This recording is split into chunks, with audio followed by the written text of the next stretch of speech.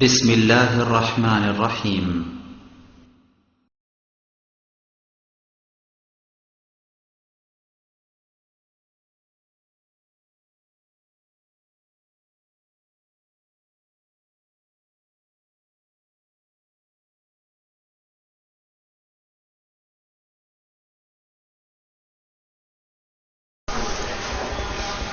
إن الحمد لله نحمده ونستعينه من يهده الله فلا مضل له ومن يضلل فلا هادي له وأشهد أن لا إله إلا الله وحده لا شريك له وأشهد أن محمدا عبده ورسوله أما بعد فإن خير الحديث كتاب الله وخير الهدى هدى محمد صلى الله عليه وسلم وشر الأمور محدثاتها وكل محدثة بدعة وكل بدعة ضلالة وكل ضلالة في النار.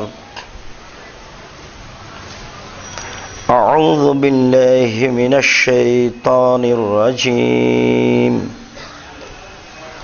فانكحوا ما طاب لكم مثنى وثلاث ورباع فانكحوا ما طاب لكم من النساء مثنى وثلاث ورباع. عن عبد الله بن مسعود رضي الله تعالى عنه قال قال رسول الله صلى الله عليه وسلم يا معشر الشباب من استطاع منكم الباءة فليتزوج فإنه أغض للبصر وأحسن للفرج فإن لم يستطع فعليه بالصوم فإنه له وجاء رواه البخاري ومسلم. عن أبي هريرة رضي الله تعالى عنه قال قال رسول الله صلى الله عليه وسلم تنكح المرأة لأربعين لمالها ولحسبها ولجمالها ولدينها فاظفر بذات الدين إلى آخر الحديث رواه البخاري ومسلم. عن أبي هريرة رضي الله تعالى عنه قال قال رسول الله صلى الله عليه وسلم عليكم بالأبكار فإنهن أرزق باليسير وأنطق أرحم إلى آخر الحديث رواه البيهقي بسند صحيح. সম্মানিত মসজিদের মুসল্লি, প্রশংসা আল্লাহর জন্য, শান্তি অবতীর্ণ হোক আল্লাহর রাসূলের উপর সাল্লাল্লাহু আলাইহি ওয়াসাল্লাম। আজ জুমার খুতবায় বক্তব্যের বিষয় আদর্শ পরিবারের জন্য প্রথম সূচনার কর্ম। একটা পরিবার আদর্শ করতে হলে কি সূচনায় আমাদের আসতে হবে? আমরা আদর্শ পরিবারের সূচনা নিয়ে আজকের সংক্ষিপ্ত আলোচনা করব ইনশাআল্লাহুল আজিজ। এ ব্যাপারে আল্লাহ তাআলা বলেন ফানকিহু মা তাবা লাকুম মিনান নিসায়ে মাসনা ওয়া সুলাসা ওয়া রুবা। তোমরা তোমাদের পছন্দ মতো নারীদের মধ্য হতে 2 জন অথবা 3 জন অথবা 4 জন বিবাহ করো। অত্র আয়াতে আল্লাহ তাআলা মানুষকে বিবাহ করার জন্য আদেশ করেছেন, তবে তিনি সূচনাতেই বলেছেন 2 জন, 3 জন, 4 জন। এরপরে বলছেন ফাইন খিফতুম আল্লা তাআদিলু ফাওয়াহিদা। যদি মনে করো যে 2 জন, 3 জন, 4 জন বিবাহ করলে ইনসাফ করতে পারবে না, এটা যদি আশঙ্কা হয়, তাহলে 1 জন। এরপরে আল্লাহ তাআলা বলছেন আও মা মালাকাত আয়মানুকুম, একজনের ব্যাপারেও যদি তোমার ইনসাফের ব্যাপারে কোনো আশঙ্কা থেকে যায়, তাহলে তুমি তোমার দাসীকে তোমার স্ত্রী হিসেবে গ্রহণ করো। ইনসাফের ত্রুটি থেকে গেলে দাসীর উপরে থাক। মানুষ হিসেবে সে মর্যাদা পাওয়ার হক রাখে, তবে স্বাভাবিক নারী যে মর্যাদা পাওয়ার হক রাখে, দাসী তা রাখে না। অবশ্য সেও মানুষ, তার সাথে ভালো আচরণ করতে হবে। তুমি যা খাচ্ছ দাস দাসীকে তা খাওয়াতে হবে। তুমি যেটা রান্না করছো সেখান থেকে তুমি তাকে দিও, সে যেন তোমার অংশে থাকে। এ ব্যাপারে রাসূল সাল্লাল্লাহু আলাইহি সাল্লাম অনেক কথাই বলেছেন। দাস দাসীর ব্যাপারে, অত্যাচারের ব্যাপারে বলেছেন। জনৈক সাহাবী এসে বললেন যে আমার অনেকগুলি দাস আছে যাদের সাথে আমি আচরণ করি, ওদের অন্যায় দেখলে আমি মারি। তো রাসূল সাল্লাল্লাহু আলাইহি সাল্লাম বললেন, বিচারের মাঠে তোমার এই মায়েরটার উপরে আবার বিচার হবে। যদি সে অন্যায় করে থাকে আর মায়ের যদি অনুযায়ী হয়, তাহলে তোমার কোনো সমস্যা নেই। আর অন্যায়ের যদি বেশি হয়ে যায়, তাহলে এই বেশি পরিমাণ তোমাকে নেকি দিয়ে বুঝিয়ে দিতে হবে বিচারের মাঠে। তখন তিনি একটু সরে গিয়ে চিৎকার করে কাঁদতে লাগলেন আর বললেন, আল্লাহ রাসূল, আমার বাড়িতে যত দাস দাসী আছে আমি তা সব মুক্ত করে দিলাম। তাহলে দাস দাসীর ব্যাপারেও, যারা কাজের লোক তাদের ব্যাপারেও একটা বিচারের মাঠে মুখোমুখি হতে হবে। অত্র হাদিস থেকে বোঝা যায়, যদিচ বিবাহ করার ব্যাপারে একজন দাসী 3 নম্বর স্থানে এসেছে বলে আল্লাহ তাআলা উল্লেখ করেন। আল্লাহ তাআলা বলেন যে তুমি বিবাহ করো 2 জন, 3 জন, 4 জন। এর মধ্যে অবশ্যই রহস্য রয়েছে, যা মানুষ খোলাখুলি জানে। খোলাখুলি হচ্ছে এই, দিন যত যাবে নারী তত বেশি হবে, পুরুষ তত কম হবে। আর বর্তমান প্রেক্ষাপট যা, তাতে যেহেতু নারীরাও চাচ্ছে সামাজিকভাবে আমাদেরকে কাজের অধিকার দিতে হবে, তারা এখন উপার্জন করে খেতে চায়। তারা নির্জনে, নিরাপদে, সুন্দরভাবে, রূপচেহারা নিয়ে ভালোভাবে জীবিকা নির্বাহ করতে রাজি নয়। আর এটা হবেই।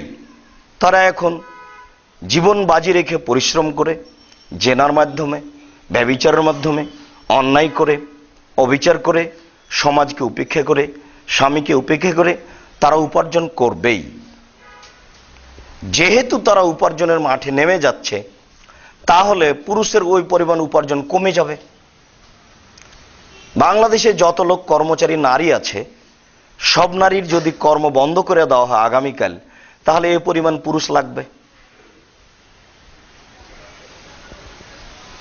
তো নারী তাহলে মাঠে ঘাটে বেশি হবে, পুরুষ অকেজ হবে, সংখ্যা বেশি হবে। তখন তার উপার্জনের প্রয়োজন হবে, সে অন্যায় উপার্জন করতে শিখবে। এই জন্য আল্লাহ তাআলা বলছেন, যেহেতু তোমরা সংখ্যায় কম, তারা বেশি, তাহলে তাদের পরিবেশ এইভাবে আসো। আল্লাহ তাআলা বলেন, তোমরা তাদেরকে তোমাদের পছন্দ মতো 2 জন, 3 জন, 4 জন গ্রহণ করো। এখান থেকে সূচনা। যদিচ ভারত, বাংলাদেশ, পাকিস্তানের মাটি এমন যে নারী 2 জন স্ত্রী গ্রহণ করতে চায় না। 2 জন, একজন স্বামীর অধীনে 2 জন নারী থাক, এটা চায় না। এটা তার জন্য অনেক অনেক অনেক জটিল ব্যাপার। সে পৃথিবীর সব কিছু করতে রাজি, কিন্তু আরেকজন নারী তার সাথে থাকবে, এটা সে চায় না। আর আরব ভূখণ্ডের মাটি এইভাবেই তারা গড়ে উঠেছে। তারা নারীরা বলে, যদি কোনো পুরুষের 2 জন স্ত্রী না থাকে, তাহলে নিশ্চিত সে বেইনসাফ, সে ভালো মানুষ নয়। এদেশে যেমন কারো 2 জন বউ, তো নারী বুঝে ওর ভালো মানুষ নয়, ওর চোখ খারাপ, ওর উদ্দেশ্য খারাপ, 2 জন বউ কেন? ঠিক আরব ভূখণ্ডে একই ব্যাপার, যে ওর বউ কেন 1 জন, তাহলে বেইনসাফ। আল্লাহ বলছেন যে তুমি যদি ইনসাফ না করতে পারো, তাহলে অর্থ সম্পদ আছে, ইনসাফ করতে পারবে না, পারে না বলে 1 জন বউ, এটা তো হয় না। আল্লাহ তাআলা বলছেন, ফাইন কিফতুম, তুমি যদি আশঙ্কা করো আল্লাহ তাআলা তুমি ইনসাফ করতে পারবে না, এটা আল্লাহর আদেশ। আমি আপনি বহন করতে পারি না, এদেশের মাটি বহন করে না, মাটির একটা প্রতিক্রিয়া থাকে, সেটা ভিন্ন ব্যাপার। কিন্তু আল্লাহ তাআলা বলছেন তুমি যদি ইনসাফ না করতে পারো তাহলে একজন, এটা আল্লাহর অনেক পরের কথা। এর আগে অনেক কথা আল্লাহ বলে নিয়েছেন। সেটা হচ্ছে এই যে তুমি বিবাহ করো তোমার পছন্দ মতো, মহিলা হতে পছন্দ মতো বিবাহ করতে হবে, এটা আল্লাহ পুরুষকে অধিকার দিচ্ছেন। এরপরে বলছেন দুইজন, সূচনাতে আল্লাহ বলেছেন দুইজন, তিনজন, চারজন। এবার আল্লাহ আবার ফিরে আসলেন, ফাইন খিফতুম আল্লাহ তাআদিলু, তুমি যদি দুইজন, তিনজন, চারজনে ইনসাফ করতে না পারো, আশঙ্কা করো সংসারের ব্যাপারে, তাহলে তুমি ফিরে আসো, তাহলে একজন। এতেও যদি তোমার আশঙ্কা থাকে তাহলে আওমা মালাকাত আয়মানুকুম, তোমার দাসী নাও, এখানে যা কিছু করো করো। তোমার যদি দৃষ্টিকোণ খুব দুর্বল হয়, নারীর সাথে ভালো আচরণ করবো না, তাহলে তুমি এখানে চলে আসো। দাস দাসীর ব্যাপারটি ভিন্ন, তার মান সামাজিকভাবেই কম, মানুষ হিসাবে তাকে মূল্যায়ন করতে হবে, সেটা ভিন্ন কথা। মগিস আর বাড়িরা, এরা স্বামী স্ত্রী। বাড়িরা রাদিয়াল্লাহু তাআলা আনহা একজন নারী, সে দাসী, তার স্বামী হচ্ছে দাস মগিস। একদা বাড়িরা আয়েশা রাদিয়াল্লাহু তাআলা আনহাকে বললেন যে আমার মালিক এই পরিমাণ টাকা নিয়ে আমাকে মুক্ত করে দিতে চেয়েছে, আপনি কি আমার সহযোগিতা করবেন? আয়েশা রাদিয়াল্লাহু তাআলা আনহা বললেন ঠিক আছে, আমি তোমাকে এই পরিমাণ টাকা দিচ্ছি, তুমি মুক্ত হয়ে যাও। তিনি টাকা দিলেন, বাড়িরা মুক্ত হয়ে গেল। এখন বাড়িরা বলছে যে আমি দাস স্বামীর অধীনে থাকবো না, আমি তো একজন স্বাধীন মহিলা, এরকম একজন পুরুষের সাথে বিবাহ বন্ধনে আবদ্ধ, আমি আর দাসের সাথে থাকবো কেন? এখন মগিস তো বেকায়দায় পড়ে গেছে, ও বলছে এটা কেমন হলো, তোমার সাথে অনেক দিন আমার সংসার, তোমাকে ভালোবাসি। তো বুখারীর হাদিসে এসেছে আগে আগে হাঁটে বাড়িটা আর পিছে পিছে হাঁটে মগিস, আর দুই চোখের পানি ঝরঝর করে ঝরে। আমাদের ভাষায় বোঝা যেতে পারে তুমি আমার সাথে থাকো, দেখো তুমি আমাকে ছেড়ে গেলে কেমন হবে, যেমন হয় আর কি, এরকম একটা কথা। তো আল্লাহ রাসূল দৃশ্য দেখে বলছেন যে বাড়িরা তুমি মগিসের সাথে থাকো না, স্বাধীন মহিলা দাসের সাথে থাকতে পারে, তুমি থাকো না। তখন বাড়িরা বলছে তা'মুরুনান তুসাবিরুনি, আপনি আমাকে এটা আদেশ করছেন না পরামর্শ দিচ্ছেন? ওর সাথে থাকার জন্য এটা আপনার আদেশ না আপনার পরামর্শ? তখন আল্লাহ রাসূল বলছেন যে আমি তোমাকে পরামর্শ দিচ্ছি। তখন বাড়িরা বলছেন আপনার পরামর্শ আমি মানলাম না, আমি তার অধীনে থাকতে রাজি নই। তিনি তার কোনো দোষ উল্লেখ করেননি যে এই কারণে থাকবো না। অনেক সময় দেখা গেছে হাদিসে একজন নারী এসে বলছে যে আমার স্বামী দেখতে খুব কালো, খুব খাটো, মানুষের মধ্যে হাঁটলে আমাকে খুব খারাপ লাগে, দেখলে মনে হয় যে আমি থুথু দিয়ে দিই, বাইহাকির বর্ণনা এসেছে। তার চাল চলন খুবই ভালো, সে খুব পরহেজগার, এরপরেও আমাকে দেখলে তাকে যেন কেমন লাগে, তা আমি তার থেকে ভিন্ন হতে চাচ্ছি। তখন আল্লাহ রাসূল বলছেন তাহলে তোমাকে মোহর ফেরত দিতে হবে। তখনও বলছে যে মোহর তো ফেরত দিবই, আরো যদি কিছু লাগে সেটাও দিব। এই জন্য নারী যদি না থাকে কারোর সাথে তাহলে মোহর ফেরত দিতে হবে, এটা বিধান। এমনকি অত্র হাদিসের বিবরণে বোঝা যায় যে পুরুষ যদি দাবি করে যে তোমার সাথে তো সংসারের জন্য তোমাকে নিয়েছিলাম, আমার অনেক খরচ হয়েছে, তাহলে মানুষ বৈঠকে বসে কিছু খরচের ব্যবস্থা করে দিতে পারে, অত্র হাদিস বিবরণ করে। যে এখানে বলছিলাম আমরা এই সূচনায় যে আল্লাহ তাআলা পছন্দ মতো বিবাহ করতে বললেন। এবার আপনি পছন্দ করার মতো যোগ্য হবেন কখন আমরা পরের আলোচনা করি, এরপরে কাকে পছন্দ করতে হবে তার পরের কথা। তারপরে পারিবারিকভাবে নারীর পরিবার বা নারীর মালিকেরা কখন এরকম পছন্দ করবে সে ব্যাপারে আমরা সংক্ষিপ্ত বিবরণ পেশ করছি। আব্দুল্লাহ ইবনে মাসউদ রাদিয়াল্লাহু তাআলা আনহু বলেন রাসূল সাল্লাল্লাহু আলাইহি ওয়াসাল্লাম বলেন ইয়া মাশারা শাবাব মান ইসতাতা মিনকুমুল বাত ফালিয়াতাজাওয়াজ, হে যুবক দল যারা তোমরা বিবাহ করতে চাচ্ছ, তো তোমাদের যাদের সম্পদ আছে, অর্থ আছে, ফালিয়াতাজাওয়াজ, সে যেন বিবাহ করে। এ কথাই ঠিক। বর্তমান ছেলেরা যারা যেটা বুঝেছে যে বিবাহ করতে হলে টাকা লাগবে, বাড়িঘর লাগবে, এ কথা ঠিক আছে। মানে বিবাহ করতে হলে আগে নিজের অর্থ সম্পদ পূর্ণ থাকতে হবে। অর্থ সম্পদ বলতে কি, শক্তি বলতে কি? শক্তি বলতে প্রথমত তার শারীরিক ক্ষমতা, দ্বিতীয়ত মোহরের ক্ষমতা, তৃতীয়ত তাকে নিয়ে এসে রাখার জায়গা। পেশাবখানা লাগবে, পায়খানা লাগবে, গোসলখানা লাগবে, মেহমান থাকার একটা জায়গা লাগবে। এই বাসায় মেহমান আসতে পারে। এরকম যখন একটা পর্যায়ে চলে যাবে তখন সে বুঝবে যে আমি বিবাহ করার উপযুক্ত হয়েছি। বিবাহ করার ব্যাপারে বাত, এটা আরবি শব্দ, এক নম্বরে বলা হয়েছে এটা শারীরিক ক্ষমতা। কেন? সে এখন একজন পরিবারের মালিক। অপরদিকে রাসূল সাল্লাল্লাহু আলাইহি সাল্লাম বলেছেন, আর রাজুল সাইয়্যিদ, ওই ব্যক্তি হচ্ছে নেতা, কর্তা। অল মারাতু সাইয়্যিদা, আর স্ত্রী হচ্ছে কর্ত্রী, কর্মী। যে নিজের কর্ম করে তাকে বলে কর্মী, যে অপরের কাজ দেখে তাকে বলে কর্তা। এখন আপনাকে এ নারীর পুরো কাজ দেখতে হবে। ওই নারীর বিবাহের পূর্বদিন পর্যন্ত তার যত পাপ হয়েছে সমস্ত পাপের সমপরিমাণ পাপ তার বাপের হয়েছে। এখন এই নারী এই সংসারে এসে যতদিন পর্যন্ত আপনার সংসারে থাকবে ততদিন পর্যন্ত ও যা পাপ করবে সমস্ত পাপের সমপরিমাণ পাপ আপনার হবে। ও এখন আপনার অধীনে। আল্লাহ রাসূল বলছেন, রাজুল সাইয়্যিদ, স্বামী হচ্ছে কর্তা।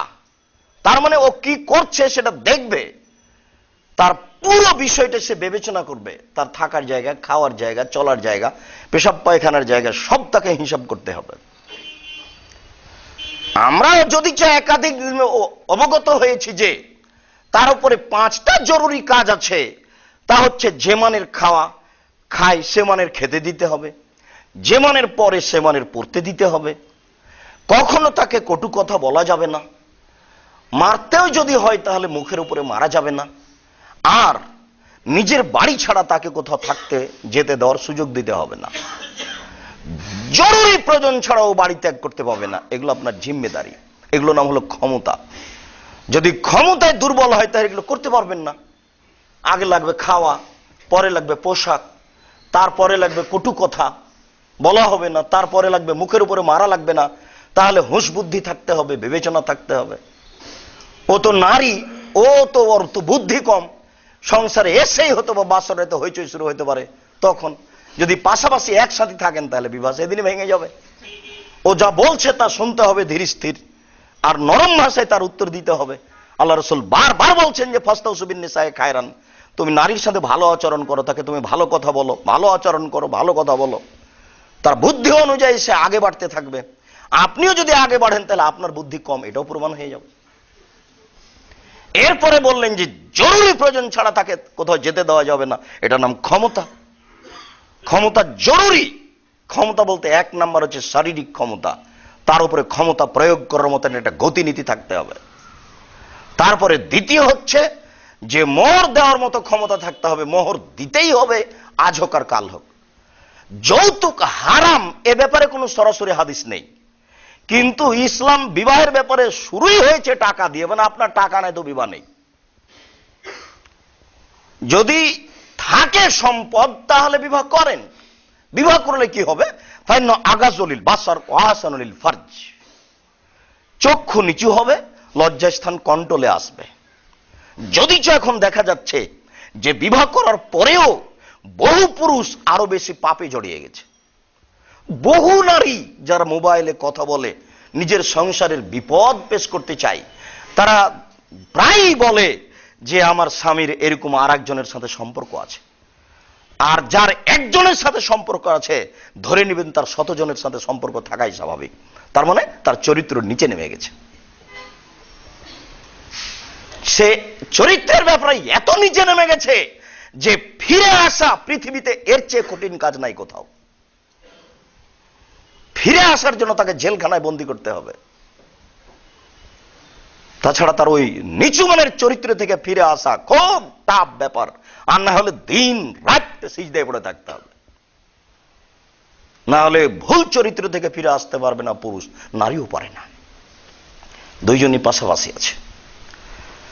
রাসূল সাল্লাল্লাহু আলাইহি সাল্লাম বললেন, বিবাহ তোমার চক্ষুকে নিচু করে, লজ্জাস্থানকে কন্ট্রোলে করে। যেহেতু মাঠ এখন নারীদের কাজে, মানুষ জেনার মধ্যে এমনিতেই পড়ে যাচ্ছে। এটা তাদের জন্য জটিল ব্যাপার, রাস্তাঘাটে চলাই যায় না, সব জায়গায় তারা। একটা ডাক্তারখানাতে ও ডাক্তার 3 জন নারী রেখেছে তার কাজকর্মের সুবিধার জন্য। পাশে আর একজন ডাক্তার বসে আছে, কেউ থাকবে না, তখন তার সাথে কথা বলতে হবে। কথা বলে সে যেন স্বাভাবিকভাবে ঘন্টার ঘন্টা বসে থাকতে পারে। সব জায়গায় পৃথিবী এমনটা হয়ে গেল, মন মতো চলাটাই হচ্ছে জাহান্নাম। এরপরে রাসূল সাল্লাল্লাহু আলাইহি ওয়াসাল্লাম বললেন, ফাইনলাম ইস্তাতে, যুবক দল শোনো, যদি কারো সম্পদ না থাকে, শারীরিক ক্ষমতা এবং টাকা যদি না থাকে, তাহলে ফালাহি বিসম, তাহলে তাকে রোজা রাখতে হবে। ফাইনাহুল্লাহ বেজা, রোজাই হচ্ছে তার যৌবনকে দমন করার মাধ্যম। রোজা দিয়ে যৌবনকে ঠেকাতে হবে। পয়সা থাকলে বিবাহ করে স্ত্রীর সাথে মিলনে যৌবনকে ঠেকিয়ে রাখতেন। যেহেতু টাকা নেই, কাজে আর বিবাহ হবে না, এই জন্য যৌতুক হারাম। যৌতুক নেওয়ার তো কোনো প্রশ্নই আসে না। বিবাহ করতে গিয়ে যে টাকা পয়সা খরচ হয়েছে, মেয়ের বাপের এই টাকা পয়সা ছেলের বাপকে দেওয়া উচিত। যদিচ স্বাভাবিক বৈঠকে এটা কেমন হয়ে যায়, তাই মানুষ দিতে চায় না। কিন্তু মেয়ের পিতার 2-1 পয়সা খরচ হবে বিবাহ উপলক্ষে, এ ব্যাপারে শরীয়ত কিছু বলে না, একেবারে চুপচাপ। সব খরচ ছেলের পিতার। টাকা নাই, বিবাহ নাই, এবারে খোলাখুলি শরীয়ত। এবার সম্পদ হয়েছে, চাকরি বাকরি পেয়েছেন, ব্যবসা বাণিজ্য করে ফেলেছেন, এখন আপনি বিবাহের উপযুক্ত হয়েছেন, টাকা পয়সা হয়েছে। বয়স কতদিন, এটা আল্লাহ রাসূল হিসাব করেননি। বয়স কত হয়েছে, এটা আল্লাহ রাসূল হিসাব করেননি।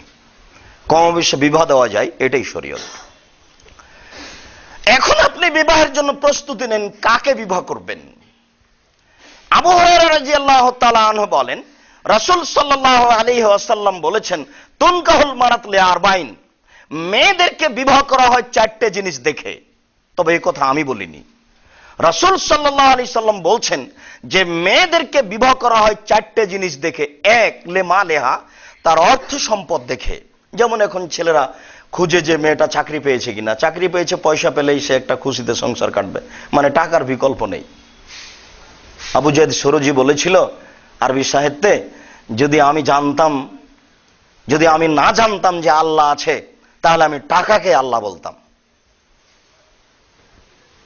এখনো ওই ছেলেরা ওই মাঠে নেমে আছে যে টাকা যেখানে আছে, বউ যেমনই হোক, টাকার প্রয়োজন। আল্লাহ রাসূল সাল্লাল্লাহু আলাইহি ওয়াসাল্লাম বলছেন যে পুরুষ বিবাহ করে 1 নম্বরে সম্পদ দেখে, মেয়ের সম্পদ আছে কিনা। 2, ওলে হাসাবেহা, সে বংশ কিনা, তার বাপ চাচা বড় বড় চাকরিজীবী, বিপদে আপদে কোর্ট কাচারিতে কাজে লাগবে কিনা।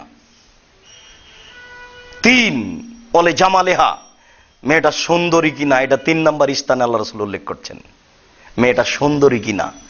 4, ওলে দীনেহা, মেয়েটা ধার্মিক কিনা। এই 4টে জিনিস পুরুষ দেখে। আমি বলছি, ফাজফার বেজাতে দিন, তোমরা ধার্মিক মেয়েকে বিবাহ করো। আগের 3টা বাতিল হলো। তাহলে সুখী সংসারের জন্য টাকা দিয়ে সংসার সুখী হয় না, বংশ দিয়ে সংসার সুখী হয় না, সুন্দরী দিয়ে সংসার সুখী হয় না। এক সুন্দরী রাতে একম ছিল, সকালে শোনা গেল যে তার আরো 10 জনের সাথে সম্পর্ক আছে। এবার নেন সংসার কেমন হয়। যার মাধ্যমে সংসার সুখী হবে, সেখানে রাসূল সাল্লাল্লাহু আলাইহি ওয়াসাল্লাম গিয়ে থেমেছেন। আবারও বুঝুন, রাসূল সাল্লাল্লাহু আলাইহি ওয়াসাল্লাম বলেন, মেয়েদেরকে বিবাহ করা হয় 4টে জিনিস দেখে। 1, তার অর্থ সম্পদ দেখে। 2, তার বংশ পরিচয় দেখে। 3, তার সুন্দরতা দেখে। 4, তার ধার্মিকতা দেখে। আমি মুহাম্মদ সাল্লাল্লাহু আলাইহি ওয়াসাল্লাম বলছি, তোমরা ধার্মিক মেয়েকে বিবাহ করো, এটাই ঠিক।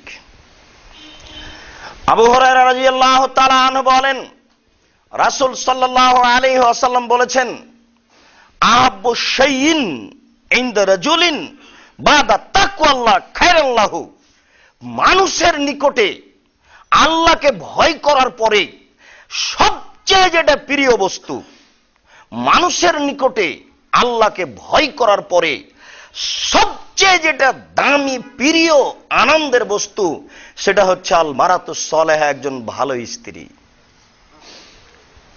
মানুষ যদি এটা বুঝতো তাহলে এই ভুল পথে আগিয়ে বিবাহ শাদী করতো না। বিবাহের সূচনাতেই তার ভুল আছে। রাসূল সাল্লাল্লাহু আলাইহি সাল্লাম ভালোর 3টে গুণ অত্র হাদিসের শেষে বলেছেন। তার একটা বলেছেন এজা নাজারাত ইলাইহা সাররাতহু, এজা নাজারা ইলাইহা সাররাতহু, স্বামী তার দিকে তাকালে তাকে খুশি করতে পারে। ভালো চরিত্রের হলো 1 নম্বর গুণ। ওয়াজা আমারাহা আতাতহু, স্বামী বলার সাথে সাথে সে কথা মান্য করে, ভান করে না। এই অসুবিধা সে অসুবিধা, একটু বাজারে যাচ্ছি তুমি একটু দেখে নিও, ক্লাসে যাওয়ার সময় হয়ে গেছে তুমি একটু নেও, এসব ভান করে না, বলার সাথে সাথে মান্য করে। 3 আইজা গাবান হাফেজাতু, স্বামী যখন বাড়িতে থাকে না তখন নিজেকে কন্ট্রোলে রাখে, মোবাইল ব্যবহার করে না, কোথাও নিজেকে জড়িয়ে ফেলার জন্য লিপ্ত হয় না, কারোর সাথে কথা বলে না। একজন লোক আয়েশা রাদিয়াল্লাহু আনহার বাড়িতে ঢুকতে চেয়েছিলেন, উনি বলেছিলেন আমি আমার দুধ চাচা। তখন আয়েশা বলছেন জি না, পুরুষ দুধ পান করার ছাড় একজন নারী, পুরুষ কি করে এখানে দুধের মাধ্যম হতে পারে, এটা আমি বুঝি না, আপনার ঢোকার অনুমতি নেই বাসায়।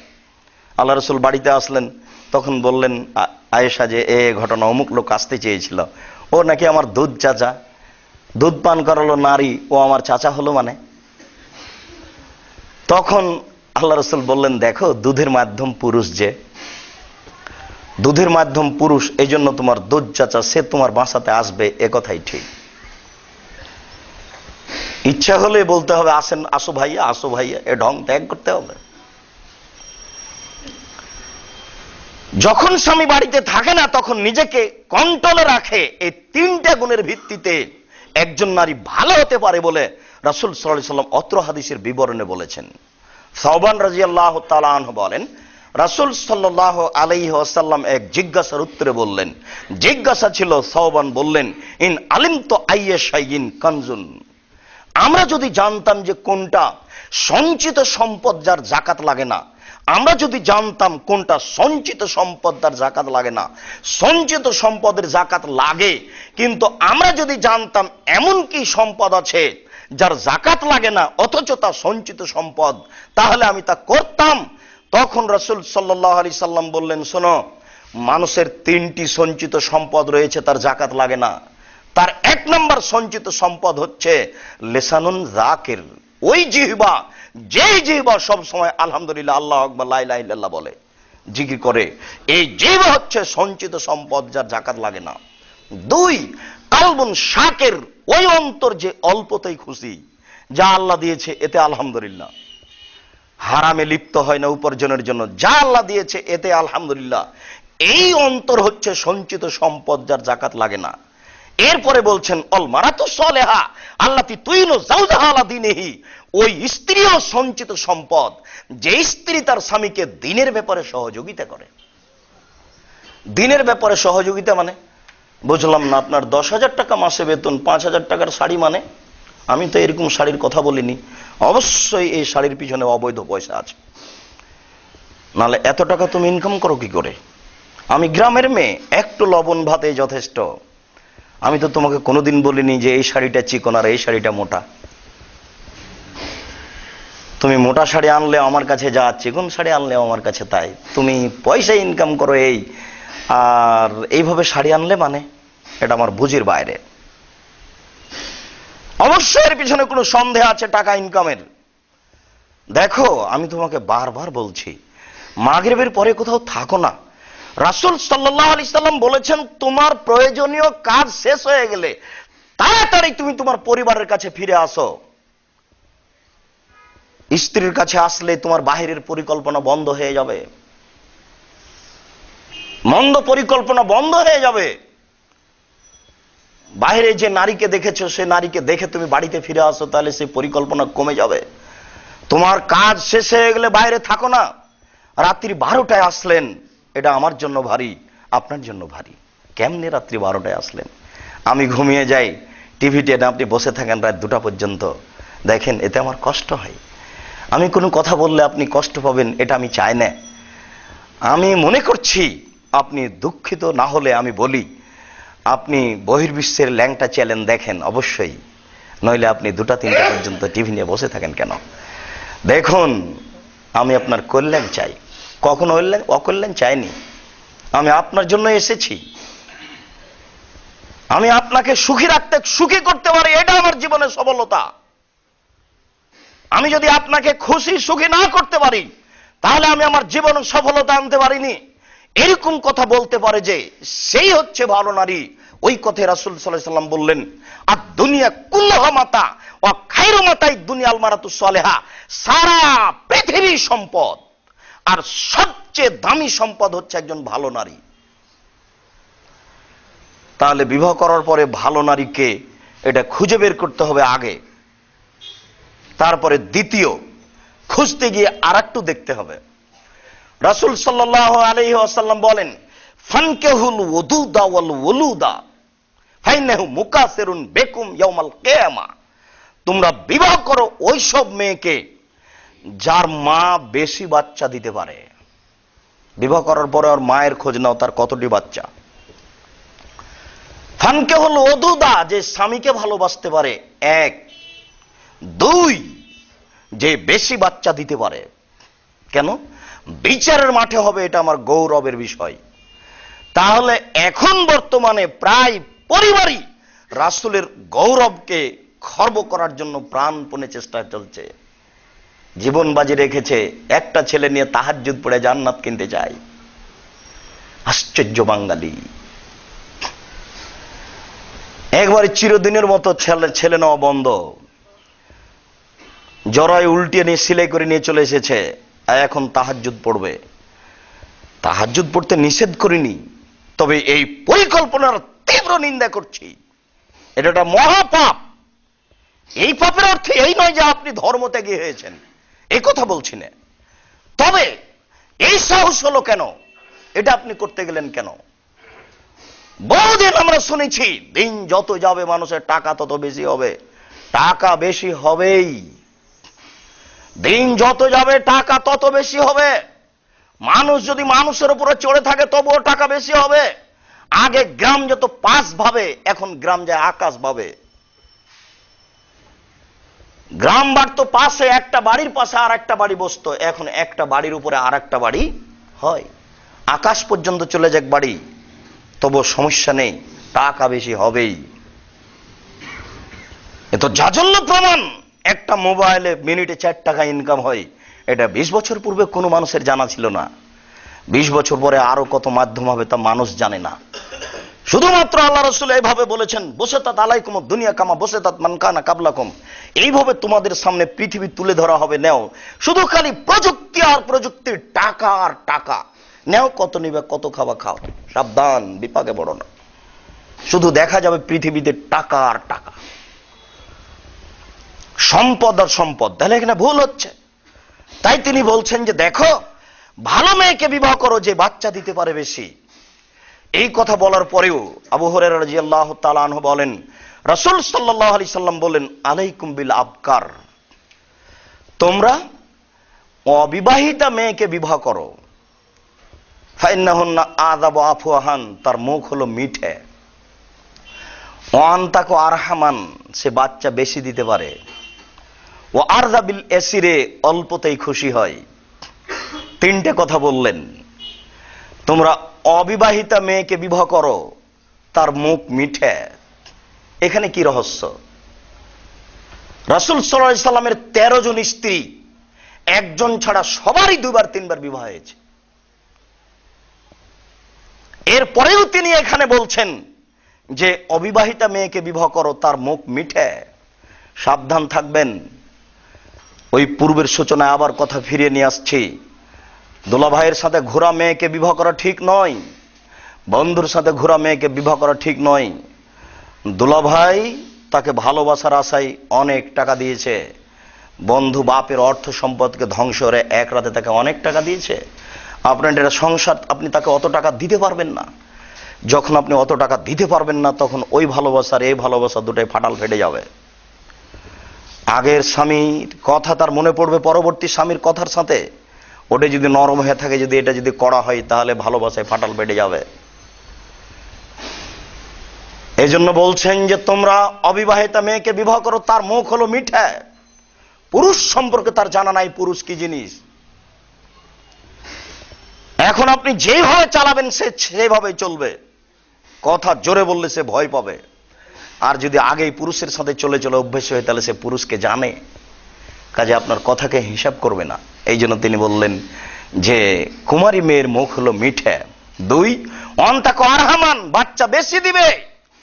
অবৈধভাবে যদি 2টা বাচ্চা শেষ হয়ে থাকে বা আগের স্বামীর মাধ্যমে যদি 3টা বাচ্চা হয়ে থাকে আর তার পেটে যদি মোট 7টা বাচ্চা থাকে, তাহলে এখন হবে 5টা আর না হলে 4টে। কেননা আগে কিছু নষ্ট হয়েছে যে কোনো মূল্যে। এই জন্য তিনি বলছেন কুমারী মেয়েকে বিবাহ করো, সন্তান হবে বেশি। 2, ওয়ারজাবিল এসিরে, অল্পতেই খুশি হবে। অল্পতে খুশি হয় না বলে আপনি হারাম পথে নেমেছেন উপার্জনের জন্য। অল্পতে খুশি হয় না বলে সে নিজে ইনকাম করতে নামছে, নাহলে সে ইনকামের পথ বেছে নিল কেন? অল্পতেই খুশি হবে, এই কথা রাসূল সাল্লাল্লাহু আলাইহি সাল্লাম বলেন।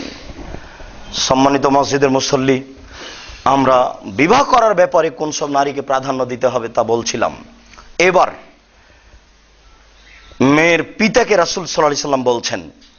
আবু হুরায়রা রাদিয়াল্লাহু তাআলা আনহু বলেন, রাসূল সাল্লাল্লাহু আলাইহি সাল্লাম বলেছেন, মান খাতাবা লাকুম আই খাতাবা লাকুম রাজুলুন ওয়া তারজুনা খলকাকুম আও খলকাহু দীনাহু। যেসব ছেলে তোমাকে তোমার মেয়েকে বিবাহ করার জন্য প্রস্তাব দিয়েছে, যদি তুমি তার দিনে এবং আচরণে খুশি হয়ে থাকো তাহলে সেখানে মেয়ের বিবাহ দিয়ে দাও। তিনি 2টা কথা উল্লেখ করেছেন, দিন আর খলক। দিন আর খলক এক কথা নয়। দিন মানে ধর্ম আর খলক মানে চাল চলন। কয়েকজনকে জিজ্ঞাসা করতে হবে অযথা দোকানে আড্ডা পিটে নাকি, তাহলে এই ছেলে ভালো নয়, তার খলকে ত্রুটি আছে, তার কৃষ্টি কালচার, তার চাল চলন, তার চরিত্র 5 জনকে জিজ্ঞাসা করতে হবে। দিন আর খলকে যদিও ভালো হয়ে যায়, দিন আর খলকে যদিও ভালো হয়ে যায়, তাহলে তুমি তোমার মেয়ের তার সাথে বিবাহ দিয়ে দাও। আইলাম তাফাল, তুমি যদি বিবাহ না দাও তাহলে 2টা সমস্যা আছে। ফিতনাতুল ফিল আরজ, সমাজে বিপদ বাঁধবে। ও ফাসাদুন আরিজুন, একবারে ব্যাপক সমস্যা দেখা দিবে।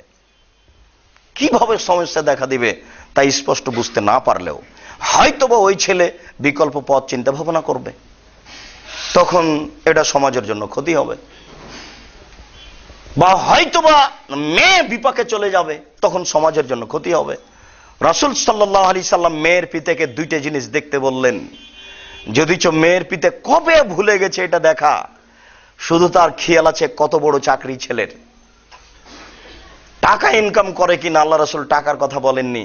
আমি আর আপনি দিন থেকে কত দূরে তা তো বুঝতে পারছি না। মসজিদে আসার পরে মনে করছি যে আমি মনে হয় ভালো মুসল্লি। দেখেন, আল্লাহ রাসূল বলছেন যে মেয়ে দেওয়ার জন্য 2টা জিনিস দেখিও, দিন আর খলক, চাল চলন, চরিত্র, ধর্ম। সালাত আদায় করে কিনা, সালাত আদায় করে কিনা এটা এখন জিজ্ঞাসা করা লাগে না। আগের মুরব্বী মেয়ে দেখতে গেলে, ছেলে দেখতে আসলে জিজ্ঞাসা করতো সালাত আদায় করো কিনা। তারপর ওই ছেলেটা সবার সামনে খুলিতে গলিতে বসে থাকতো, হাত লাগাতে লাগাতে মুসাফা করতে করতে একজন মুরব্বীর হাত ধরে এনে বলতো, এই তুমি কি বললে? তখনও বলতে যে একফিরুল্লাহ লানা ওয়া লাকুম। এটা চলবে কি চলবে না ওটা তার জানা নাই কারো। কেউ জানে না যে একফিরুল্লাহ লানা ওয়া লাকুম চলবে কিনা। হুজুরও জানেন না, মুরব্বীও জানেন না, ছেলেটাও জানে না। আন্ধা কো আন্ধা পড়াতা হয়, এটা হাদিসে আছে কিনা কেউ জানে না। মাঝহাবিদের মতো চলছে। হাজারো হাজার মাঝহাবি মসজিদ ঢাকা শহরে চলছে। হুজুর একবারে নগদ কাহিনী শোনাচ্ছে, একবারে ডাহা মিথ্যা কাহিনী। হাজার হাজার মুসল্লি শুনে চলে গেল, কেউ কিছু বলল না। একবারে ভিত্তি নাই। আমার বুঝে 90% মিথ্যা কথা হুজুরের।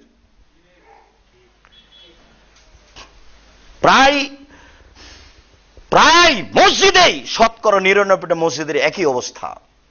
মসজিদ থেকে বের হওয়ার পরে দেখা যাচ্ছে যে হাজার হাজার মুসল্লি মসজিদ থেকে বের হচ্ছে, এমনিতে এসেছে এমনিতে যাচ্ছে। জন্মসূত্রে জেনেছে যে মুসলমানের ঘরে জন্ম নিলে জুমার দিনে মসজিদে যেতে হয়, তাই এসেছে। হুজুর কি বললেন এটা ভাববার প্রয়োজন নেই। আর হুজুরও মনে করছেন জুমার দিনে একটা খুতবা দেওয়া লাগে, তাই হুজুরও দিচ্ছেন। সবারই একটা সমান ব্যাপার আছে। ঠিক একফিরুল্লাহ লানা ওয়া লাকুম যেমন সম্মানিত মসজিদের মুসাল্লি, অত্র অংশে আমরা দেখছিলাম যে রাসূল সাল্লাল্লাহু আলাইহি ওয়াসাল্লাম বিবাহ দেওয়ার ব্যাপারে কি ভূমিকা পেশ করলেন। এখন আপনাদের বলি যে ঠিক আছে, উভয় পক্ষই সমান। রাসূল সাল্লাল্লাহু আলাইহি ওয়াসাল্লাম বলেছেন, বিবাহ করার পূর্বে তোমরা মেয়েদেরকে দেখে নাও। মেয়েদের এমন অঙ্গগুলি দেখা যেতে পারে যে যাতে করে সে বিবাহের প্রতি আগ্রহী হবে। মুখমণ্ডল দেখতে পারে, হাতের কবজি দেখতে পারে, পা টাকনু পর্যন্ত দেখতে পারে। চুল বের করে না দেখাই ভালো। তবে রাসূল সাল্লাল্লাহু আলাইহি ওয়াসাল্লাম বলেছেন দেখার বিষয়টি জরুরি, কেননা তোমরা আনসারদের মেয়েদেরকে না দেখে যদি বিবাহ করো তাহলে তাদের চোখে কোনো সময় বক্রতা আছে বা এরকম কিছু আছে, পরবর্তী সময়ে সংসারে সমস্যা বাঁধবে। আপনি যদি দেখে বিবাহ না করেন, আপনার চাচা দেখে বিবাহ দিয়ে দেয়, তাহলে সারা জীবন বলবেন যে আমার চাচা আমাকে একটা বিপাকে ফেলেছে, আমি দেখলে মেয়েকে বিবাহ করতাম না। এমনি বলেও ফেলেন, তোমাকে যদি আমি দেখে বিবাহ করতাম তাহলে আমি তোমাকে বিবাহ করতাম না। এই যে কথাটা বলেছেন, এই কথাটাও মরা পর্যন্ত বলবে না। আর সেই দিনে আপনার সাথে তার ভালোবাসা কেটে গেছে, আর বুদ্ধি কম, আর এই কথা তার ওপর গায়ে লেগে গেছে একটা তীরের মতো। এই জন্য রাসূল সাল্লাল্লাহু আলাইহি ওয়াসাল্লাম বলেছেন কারো যেন ফাঁক না থাকে, সে দেখে বিবাহ করবে। বাস, দেখা হয়েছে, উভয় পক্ষ রাজি। এখন আবু হুরায়রা রাদিয়াল্লাহু তাআলা আনহু বলেন, রাসূল সাল্লাল্লাহু আলাইহি ওয়াসাল্লাম বলেছেন লা নিকাহ ইল্লা বলিন, বাপ ছাড়া বিবাহ চলে না। উকিল প্রথা বন্ধ। বাপ বেঁচে আছে, বলছে যে আমার বড় ভাই উকিল, আমার বড় ভাই জিম্মেদারে বিবাহ দিবে। একটা আশ্চর্য বোকামি। দাদা আছে, নানা আছে, ওই উকিল। অনেক দিন থেকে চলে আসছে এই নীতি। পিতাই অভিভাবক। পিতা যদি না থাকে তাহলে চাচা, না থাকে তাহলে দাদা, না থাকে তাহলে আর কেউ, এরকম একটা হিসাব আসতে পারে। আল্লাহ রাসূল বলছেন যে পিতা ছাড়া বিবাহ হবে না। ওয়ালা নিকাহ ইল্লা বিশাহিদাইনে, দুইজন সাক্ষী ছাড়া বিবাহ হবে না। তাহলে বিবাহের জন্য পিতা এবং দুইজন সাক্ষী, এই তিনজন মানুষ জরুরি। আয়েশা রাদিয়াল্লাহু তাআলা আনহা বলেন, মান নাকাহাত বিগাইরি ইযনি ওয়ালিহা ফানিকাহুহা বাতিল, ফানিকাহুহা বাতিল, ফানিকাহুহা বাতিল। কোন মেয়ে যদি অভিভাবকের অনুমতি ছাড়া বিবাহ বসে তাহলে সে বিবাহ বাতিল, সে বিবাহ বাতিল, সে বিবাহ বাতিল। তিনবার আল্লাহ রাসূল একই কথা মুখে উচ্চারণ করেছেন। কোন নারী পিতার অনুমতিতে বিবাহ বসলে তা বাতিল। আবু হুরায়রা রাদিয়াল্লাহু তাআলা আনহু বলেন, রাসূল সাল্লাল্লাহু আলাইহি সাল্লাম বলেছেন, ওয়াল মারাতু লা তুযাব্বিজু নাফসাহা ওয়ালা তুযাব্বিজু আহাদান আহাদান। কোন নারী নিজে নিজে বিবাহ বসতে পারে না, কোন নারী কারো বিবাহ দিতে পারে না। মান তাযাওয়াজা নাফসাহা ফাহিয়া জানিয়া, কোন নারী যদি নিজে নিজে বিবাহ বসে তাহলে সে ব্যভিচারিণী, সে ব্যভিচারিণী, সে ব্যভিচারিণী। জোরালো আলোচনা যে সুই ঢোকানো যাবে না। জোরালো আলোচনা যে কোন মা কোন মেয়ের বিবাহ দিতে পারে না, কোন খালা, কোন ফুফু কোন মেয়ের বিবাহ দিতে পারে না। যতদিন পর্যন্ত পিতা রাজি না হয়েছে ততদিন পর্যন্ত বিবাহ হবে না। কোন নারী যদি এভাবে বিবাহ করে তা হবে বাতিল, মেয়ে হবে ব্যভিচারিণী। যতদিন পর্যন্ত মেয়ের পিতা রাজি না হয়েছে ততদিন পর্যন্ত তাদের সংসার হবে জেনা। 7 ছেলের মা হলে এই সংসার জেনাই চলছে। অতএব অন্ধকার ঘরে হলেও মেয়ের পিতাকে দুইজন সাক্ষীকে সামনে রেখে বলতে হবে, শোনো আহমাদ, তোমার বিবাহতে আমি সম্মতি জানালাম, তোমাদের সংসার আজ থেকে বৈধ। অন্তত এই কথা বলা পর্যন্ত বিবাহ বৈধ হবে না। এর নাম নীতি, এর নাম ল, এরই নাম হচ্ছে মুহাম্মদ সাল্লাল্লাহু আলাইহি সাল্লামের নীতি। কারো নীতি চলে না। রাসূল সাল্লাল্লাহু আলাইহি সাল্লাম কঠোর ভাবে বলেছেন, 2 বার বলেছেন।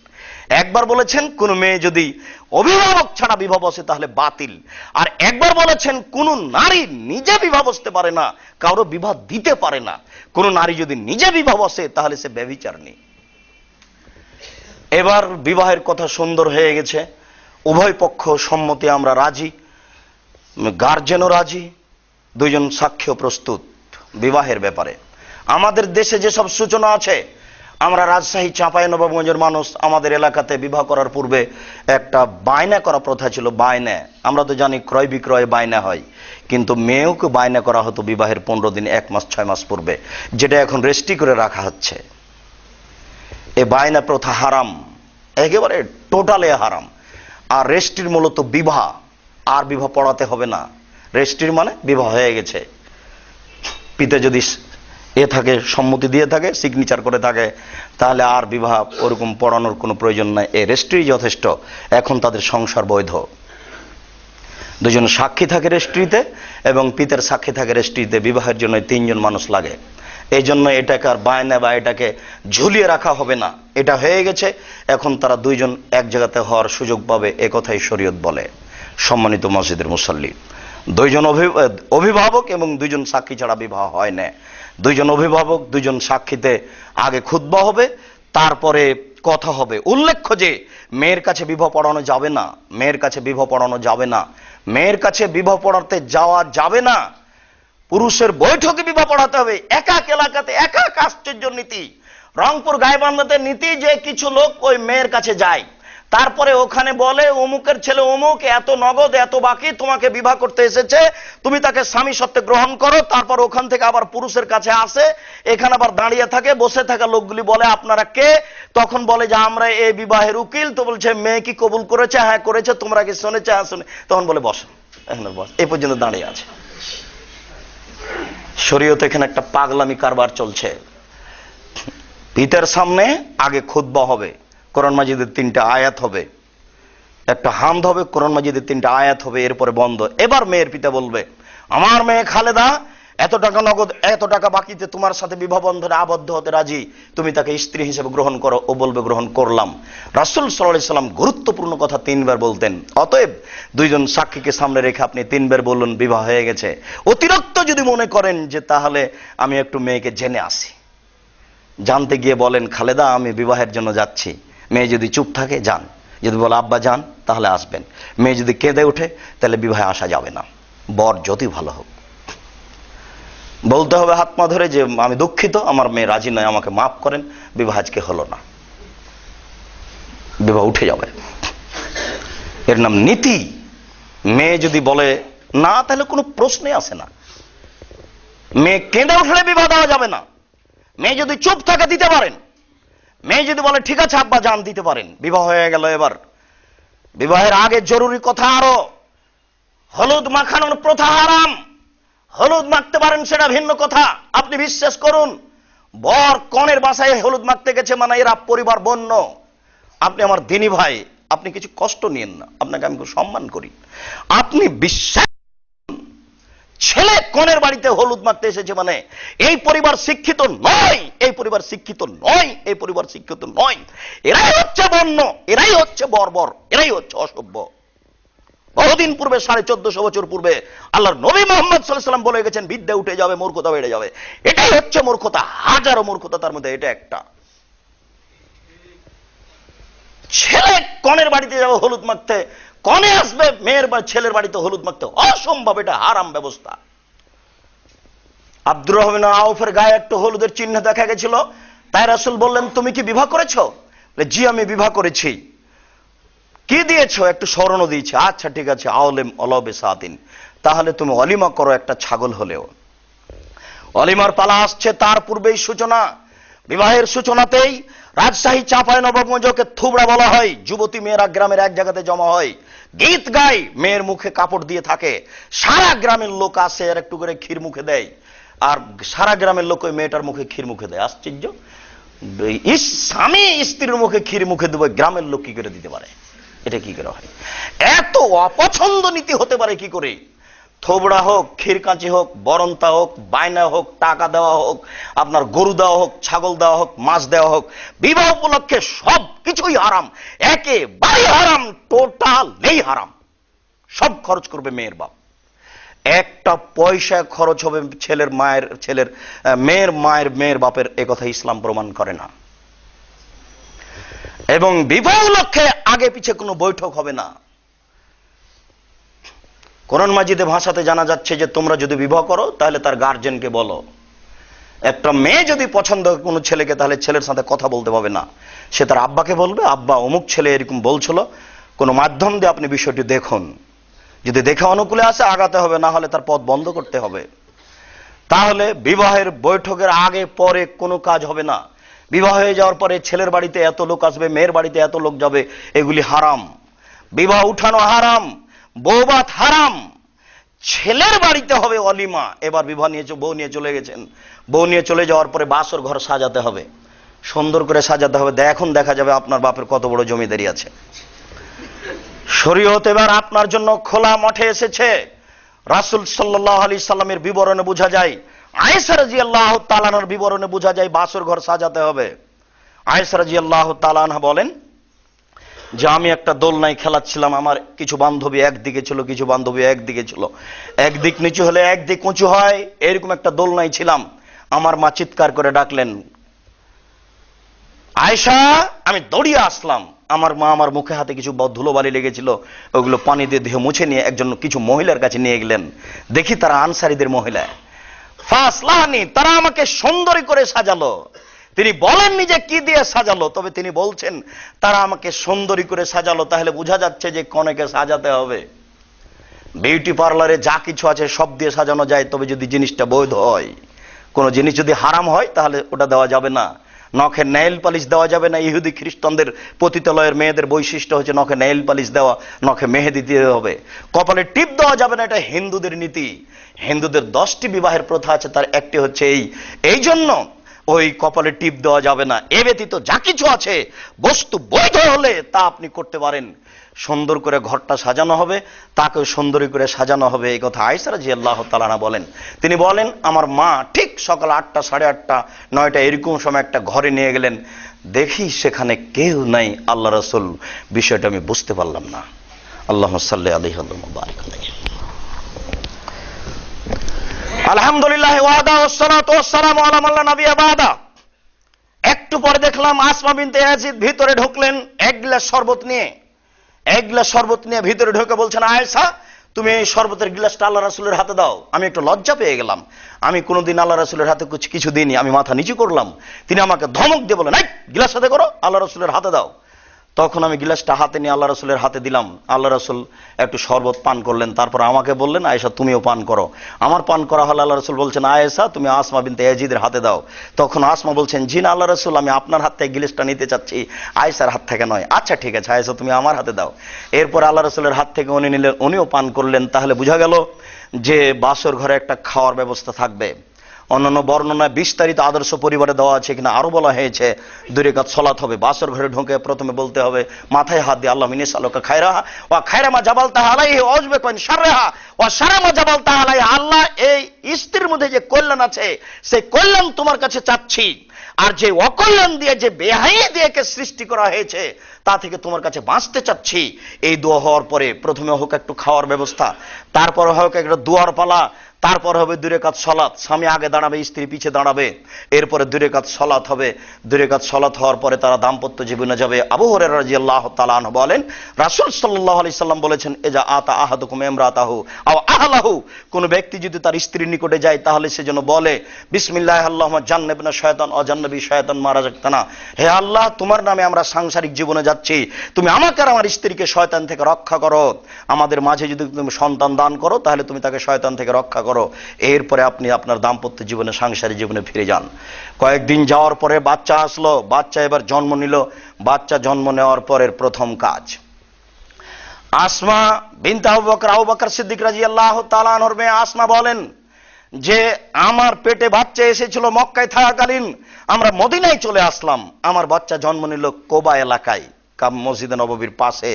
যখন আমার বাচ্চা জন্ম নিল, ফাআতাইতুহু ইলান নবী সাল্লাল্লাহু আলাইহি সাল্লাম, আমি বাচ্চাটাকে নিয়ে রাসূলের কাছে আসলাম। ফাওয়াজাতুহু আলা হিজরিহি, বাচ্চাকে আমি তার কোলে রেখে দিলাম। ফাদা বেতামারিন, তখন তিনি একটু খেজুর নিয়ে ডাকলেন। ফামাজাগাহা, তিনি খেজুরকে দাঁতে চাবালেন। সুম্মা তাফালা ফি ফামিহি, একটু মুখে হালকা থুথু দিয়ে দিলেন বাচ্চার মুখে তিনি। ফাহান্নাকাহু, তারপরে খেজুরটা তার মুখের ভিতরে দিয়ে দিলেন। সুম্মা দালাহু ওয়া বারাকালাহু, তারপর তিনি তার জন্য দীর্ঘ দোয়া করলেন এবং তার জন্য বরকতের দোয়া করলেন। আয়েশা রাদিয়াল্লাহু তাআলা আনহা বলেন, রাসূল সাল্লাল্লাহু আলাইহি সাল্লাম বলছেন যে ইউতা বিন নবী সাল্লাল্লাহু আলাইহি সাল্লাম সিবিয়ান, রাসূলের কাছে বাচ্চাদেরকে নিয়ে আসা হতো। ও ইউবাররিকু আলাইহিম ও ইয়াদুলাহুম, আল্লাহ রাসূল তাদের জন্য বরকতের দোয়া করতেন, তাদের জন্য কল্যাণের দোয়া করতেন, আর ওয়াইহান্নিকুহুম, তাদের জন্য তাহানিক করতেন। তাহলে এবার বাচ্চা জন্মের পরে প্রথম কাজ এটা। এবার 7 দিনের দিন, আবু হুরায়রা রাদিয়াল্লাহু তাআলা আনহু বলেন, রাসূল সাল্লাল্লাহু আলাইহি ওয়াসাল্লাম বলেছেন, ইসবাহুল ওয়াল গোলাম মুত্তাহানুন বিআকিকাতিহি, একটা ছেলে মেয়ে ঝুলন্ত আছে আকিকার সাথে। ইসবাহ আনহু ইয়াউমাস সাবে, যেই প্রাণীটা জবেহ করা হবে জন্মের 7ম দিনে, ওয়া ইউসাম্মা ওয়া ইউহলাকু, এরপরে তার নাম রাখা হবে, এরপরে তার মাথা নেড়ে করা হবে, এটা 7ম দিনের কাজ। তাহলে জন্মের পরে ওটা হলো, তারপর দোয়া নিতে হবে, তারপর 7ম দিনের এটা হলো। 7ম দিনের আগে আকিকা চলবে না, বাচ্চা মারা গেছে ঝামেলা শেষ। 7ম দিনের পরে আকিকা চলবে না, আমরা অবগত আছি আগে থেকেই। 7ম দিনের দিনে এই কাজ করতে হবে, এটা সাংসারিক জীবন চলছে। এরপরে আবু রাফি রাদিয়াল্লাহু তাআলা আনহু বলেন, তিনি বলছেন যে রাআইতু রাসূলুল্লাহ সাল্লাল্লাহু আলাইহি সাল্লাম আযনা ওজনা হাসান ইবনে আলী ইবনে আবি তালেব, আল্লাহ রাসূল আবু তালেবের ছেলে হাসানের কানে আজান দিলেন, সালাতের আজান। সম্মানিত মুসল্লি, আজকের জন্য এই আলোচনায় আজকের শেষ হাদিস। জাবের রাদিয়াল্লাহু তাআলা আনহু বলেন, আমি রাসূলের সাথে এক যুদ্ধ থেকে আসছিলাম। রাসূল বললেন, তোমরা এখানে অবস্থান করো, আমরা মদিনা দেখতে পাচ্ছি। তখন আমি বললাম, ইন্নী হাদিস আহাদিন বেউরসিন, আমি নতুন বিবাহ করেছি, আমাকে বাড়ি যাওয়ার অনুমতি দেওয়া হোক। তখন রাসূল সাল্লাল্লাহু আলাইহি ওয়াসাল্লাম বললেন যে বিকরান ওয়া সাইয়্যিব, তুমি যে বিবাহ করেছো তো কুমারী মেয়ে বিবাহ করেছো না তালাক প্রাপ্তা মেয়ে বিবাহ করেছো? আমি বললাম যে তালাক প্রাপ্তা মেয়ে বিবাহ করেছি। তখন আল্লাহ রাসূল বললেন, হাল্লা বিকরাম, তুমি কুমারী মেয়ে বিবাহ করলে না কেন? তোলায় বহ তোলায় বোকা, তুমি তার সাথে খেলতো, তোমার সাথে খেলতো। এই পর্যন্ত বলতে তখন বলছেন যে আমার পিতা মারা গেছেন, ওয়া তারাকাল বানাত, অনেকগুলি মেয়ে ছেড়ে গেছেন, আমার অনেকগুলি বোন আছে। আমি মনে করলাম যে একটা সাইয়্যিবা মেয়ে বিবাহ করি,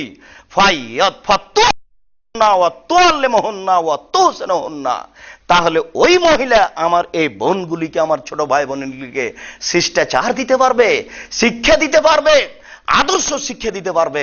তাহলে বোঝা যাচ্ছে জন্ম থেকে এনে একটার পর একটা শিক্ষার একটা বিষয় চলে আসছে। এটা বুখারী মুসলিমের হাদিস। এই পর্যন্ত আমরা এখানে রাখলাম, পরবর্তী আমরা শিক্ষার বিষয়ে যাব ইনশাআল্লাহ। আল্লাহ আমাদেরকে রাসূলের পদ্ধতি অনুযায়ী একটা পরিবারই সাংসারিক জীবনে যাওয়ার তৌফিক দান করো আল্লাহ। আমাদের যারা মারা গেছে তুমি তাদের কবরের শাস্তি মাফ করো। আমরা যারা অসুস্থ তুমি তাদের আরোগ্য দান করো। আমরা যারা বেঁচে আছি তুমি তাদেরকে তোমার রাসূলের পদ্ধতি অনুযায়ী চলার তৌফিক দান করো। আমাদেরকে সাংসারিক জীবনে তোমার রাসূলের নীতি অনুযায়ী যাওয়ার সুযোগ করে দাও। এই দাবি এ দোয়া তোমার দরবারে রেখে আজকের জুমার সংক্ষিপ্ত খুতবা এখানে শেষ করলাম। সাল্লাল্লাহু আলাইহি ওয়াসাল্লাম।